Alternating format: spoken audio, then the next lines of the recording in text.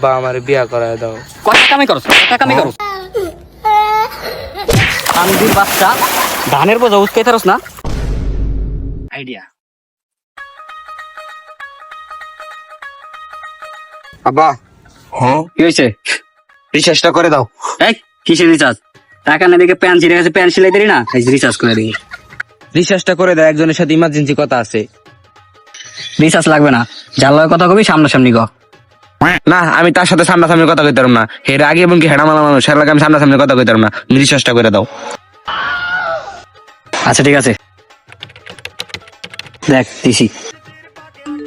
ধন্যবাদ কাকু।